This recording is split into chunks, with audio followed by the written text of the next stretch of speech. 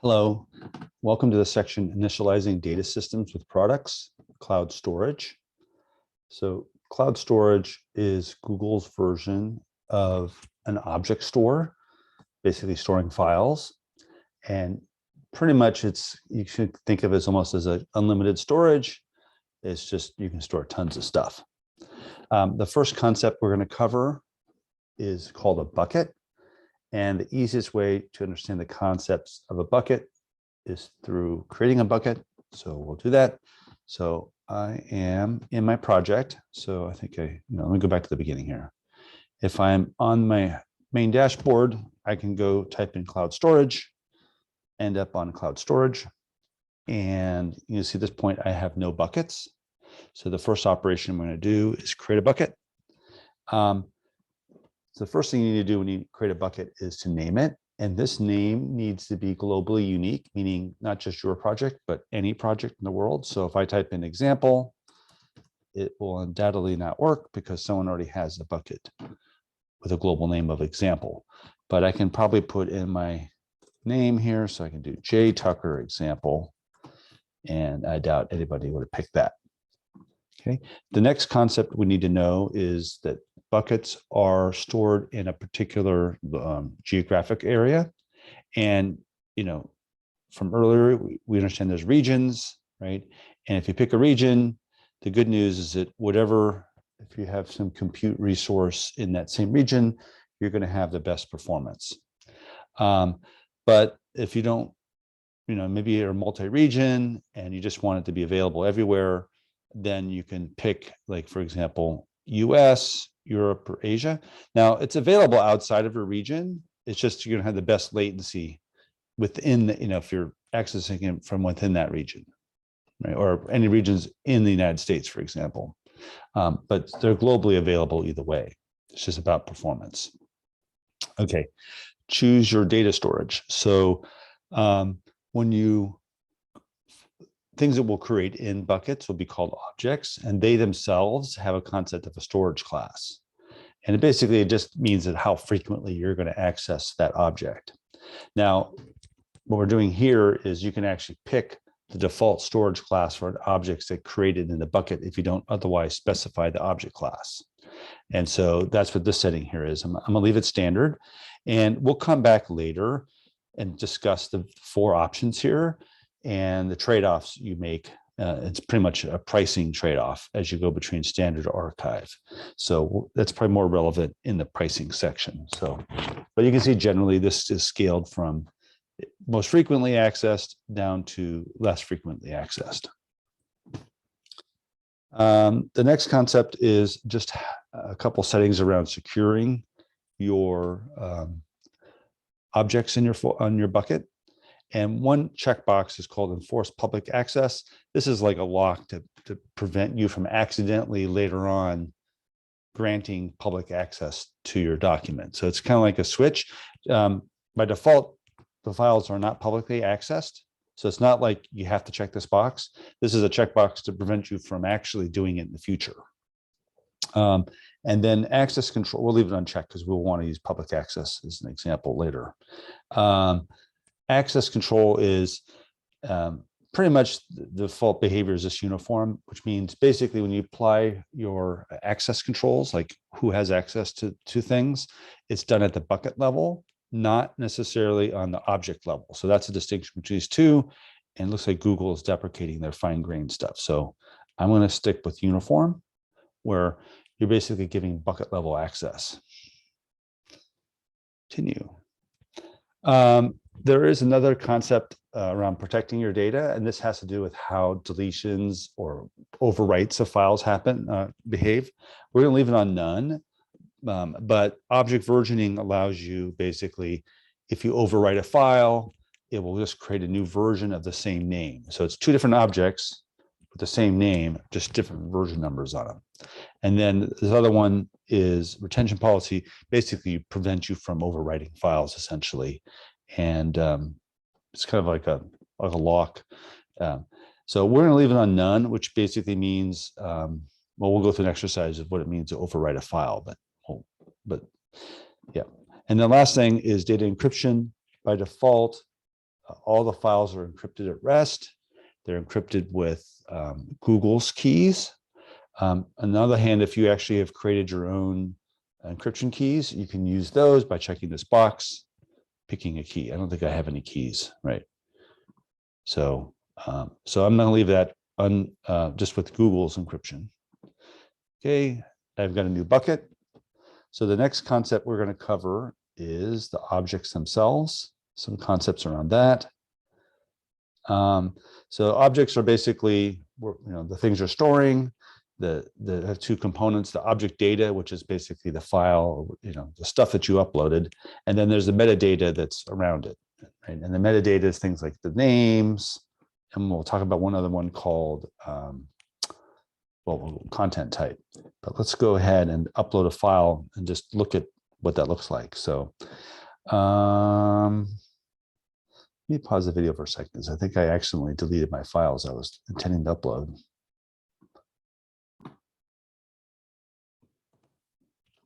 Okay, I'm back. So let's go ahead and upload a file.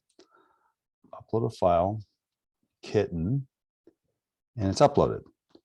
Now let's look at the file itself and a couple observations. I mentioned something about the metadata, and one of metadata is the type of file. And so based on the file name, it inferred of type, a metadata type of content type of image PNG, or image/PNG. So it's an example of it. The name itself, right? Kitten PNG is part of the metadata. And then trying to think, I don't think there's much else here we can look at here of terrible interest. We can see it defaults to the storage class of standard too, because we actually uploaded it that way. You can actually edit the metadata here, right? And like and we haven't touched many of them here, but that's you could also do that. The next concept we want to cover is just by example. So one thing that's a little bit confusing with this interface is about folders. So I'm going to go do it, and then I'll explain what's happening under the hood. So create a folder. I'm going to call this test, and I'm going to go into test, and then upload a file, kitten. Okay, so I've got now, go back here, I've got my original kitten, and then test, I've got kitten. And based on looking at this, you would expect that there's really a concept of a folder under the hood, but folders are really just a artifact of using this, the GUI UI, right? What it's really doing is it's just naming the file. So if I look at the kitten in the folder, so the name here is actually, it's right here. This is the name. This is the bucket, JTucker example. And then the name is test/kitten PNG. And it's the slash that's being interpreted as a folder designation. So officially the name of this thing is really test/kitten PNG. The folder is just inferred by the UI. So that's a little bit confusing, especially when you have all these controls around folders and whatnot. So it's just, again, there's really not a concept of folders under the hood. They're just a easy way for you to help you visualize the files like in a hierarchy, even though there really is a flat namespace. Okay. The next thing I want to talk about is what happens when you overwrite a file, right? So let's see if I can get this right this time. This has a, this is an object. So this is a name of, kitten PNG is a name. And under that name, you can see that there's exactly one version of it. And it ends in 397, this generation ID. This is kind of like the unique identifier for that object. So let's go through what happens if I upload a new, basically the same file, but the same file name. So let me delete this one. Let me rename this one kitten PNG. Okay, so let's upload this now over on top of the old one. So if I say upload files, kitten PNG, it's going to say, hey, this is a conflict. I'm going to say overwrite it. And Okay, so I got a new file. Excuse me. Okay, so let's see what happened here now. It looks the same here, kit and PNG. And then the question is, yeah, so this number is actually different. I remembered, I wrote down the number previously ended in 397. So you can see there's now just still one object, but it has a different generation ID. So what we did here was we didn't change the data that's in that one object. We actually deleted the object and created a new object that happens to have the same name. So that's an important distinction. So that, again, objects are immutable is the concept here. So we deleted and created a new one. If we had versioning turned on, what you'd see here is you'd see multiple versions of the same object with different generation IDs, and then you can access the old ones if you wanted to. So that's what object versioning buys you. And the only other concept just about objects I think that's relevant here is the moment I replaced that file and said it was replaced, anybody who accesses that file will get the new version. So there's no lag or latency in how long it takes for anybody who reads the file. And that's called a strong global consistency for read after write. So that's another concept. The moment it's uploaded, everybody gets the same thing. The next concept we're going to cover is access control. And there is a permissions tab here. So I'm looking at an object.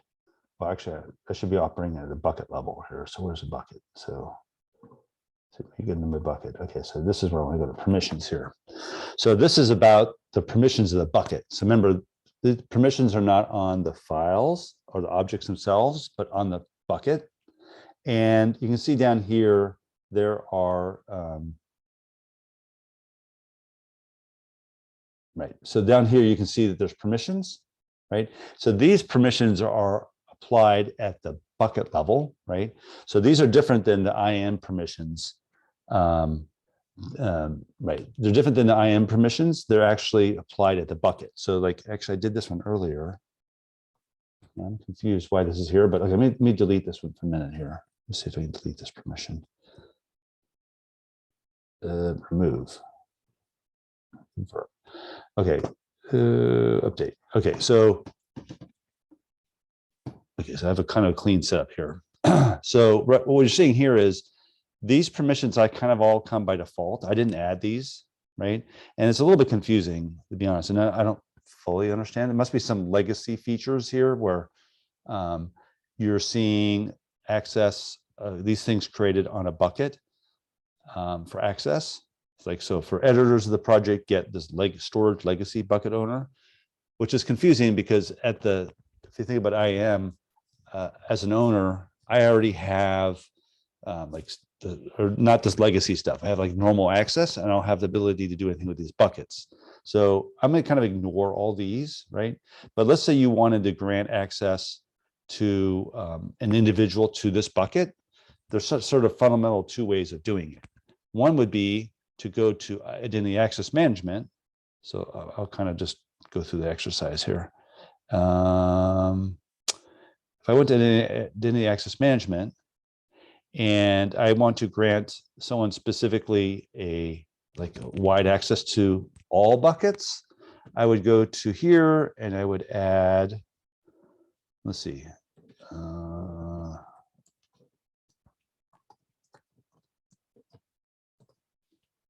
Okay, and then I would add storage. Where's storage?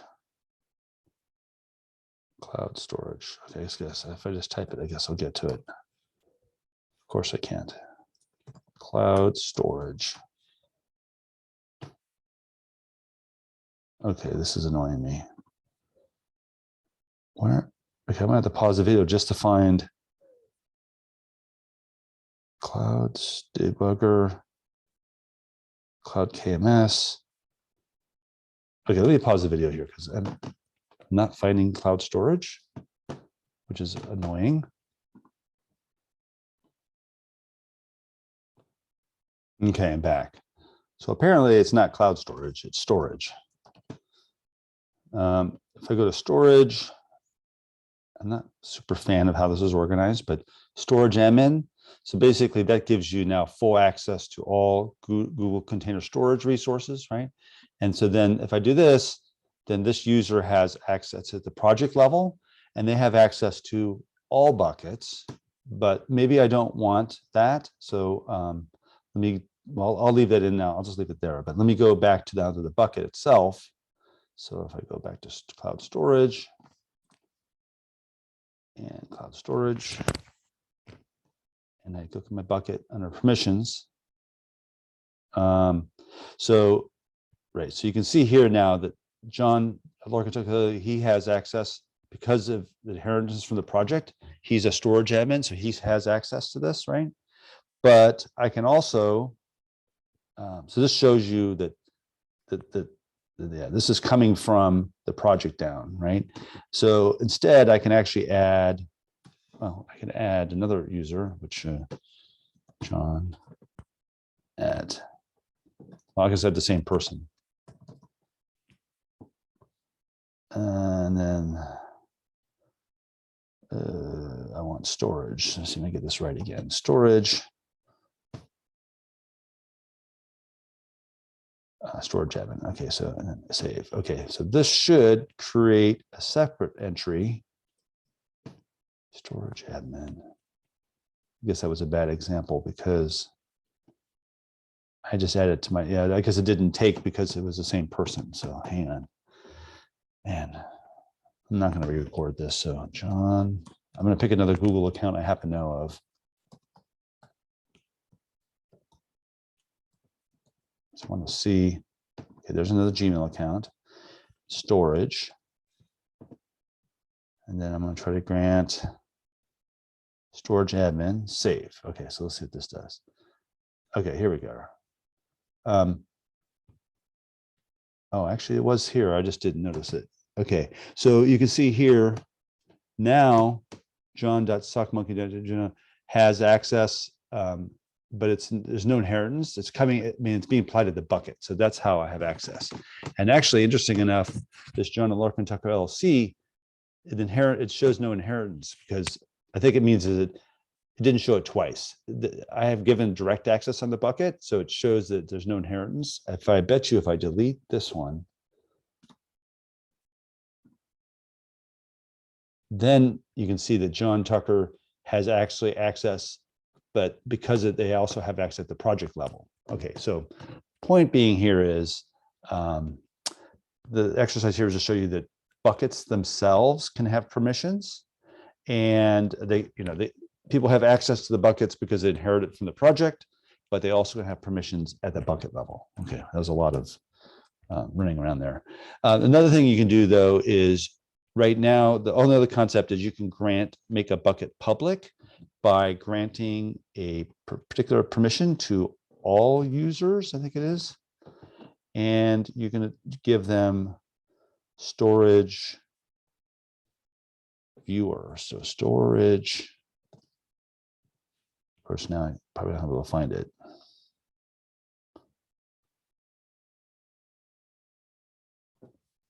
Read access to all GCS objects, right? So save.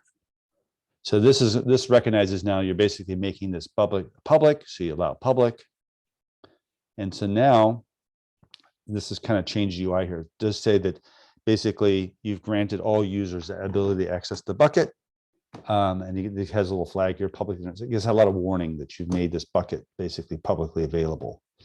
Okay, so, and then the only other thing that's interesting when you look at public, if you look at Kitten now, it'll actually give you a public URL, which is here.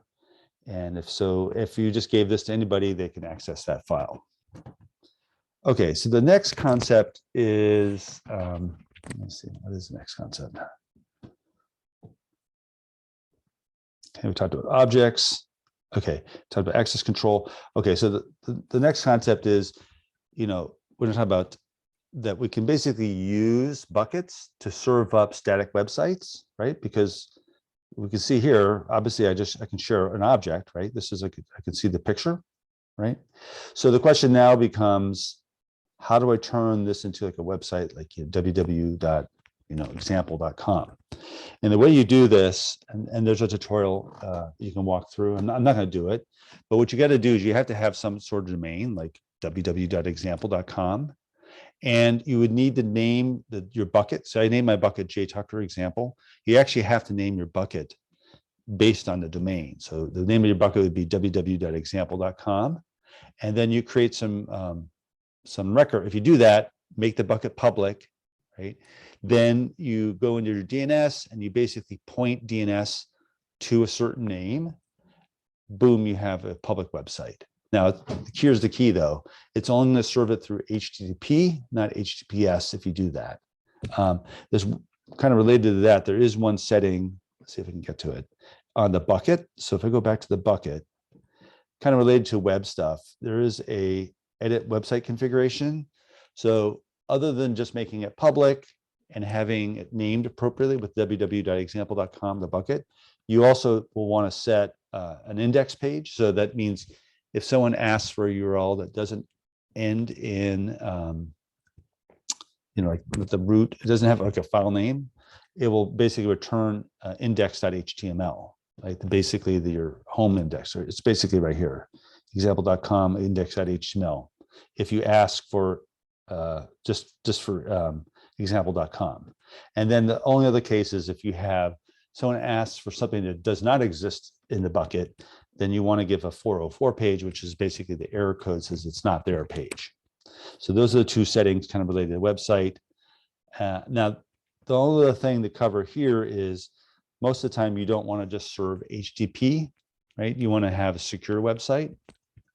Buckets don't out of the box support that. So in order to do that, you actually have to do a little bit extra. You basically have to set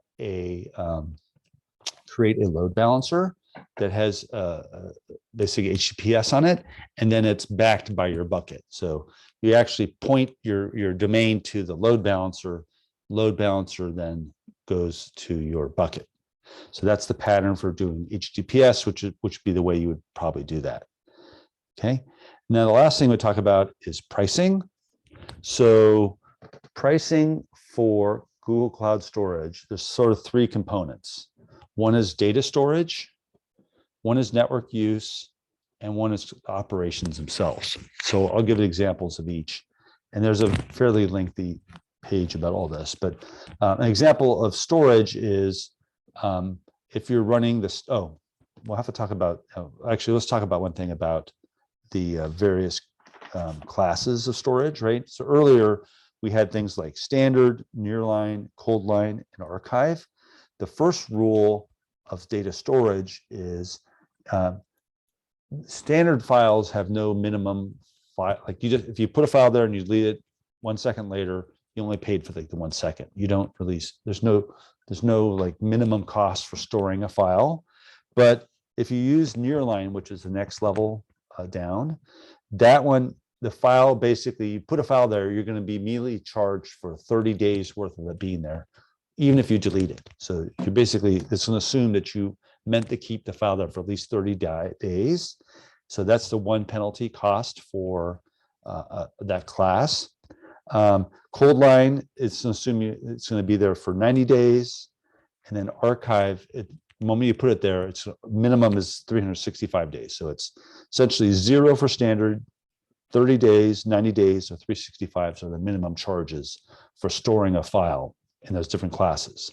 Now, the flip side is the price of archive is much cheaper. So you can see a standard in US Central costs about 2 cents per gigabyte per month, whereas this is I can't even think of, this is a tiny number. So archive is super duper cheap, right? But you have to have, but you're going to be charged a year's worth, right, for this file, not just, how long it was there. Okay, so that is the data storage price. Now there's the network storage, right? And the network storage is essentially as you upload files, it's all free. There's no cost for that. It's when you basically egress out of your bucket somewhere else. And there's all these different patterns of egress. So I picked the simplest one, which is if you're egressing to pretty much any worldwide destination, basically the internet, you're going to pay about 12 cents per gigabyte of transfer, and for the first terabyte of data. So this is basically a data transfer for egress. Okay. And then the last part of the charge is the operations. And there's different kinds of operations, but class A is the most common. So basically, if you have a standard, and this is where the different classes of services matter. Basically, the standard services is going to be cheapest to do operations on them because they're meant to be used regularly. So here you're only paying 5 cents per 10,000 operations, whereas the archive one, you're going to pay more, 10 times more, 50 cents per 10,000 operations. So again, that's how basically, that's why you basically, if it's an archive, it's going to be super cheap when it's at rest. But if you're moving it or using it, you're going to pay more, basically, is what it amounts to. Whereas the opposite is true of standard. You're going to pay more to keep it there, but you're not going to spend near as much using it. So that's how the various classes, the storage classes matter for buckets. Okay, so that's it for this video.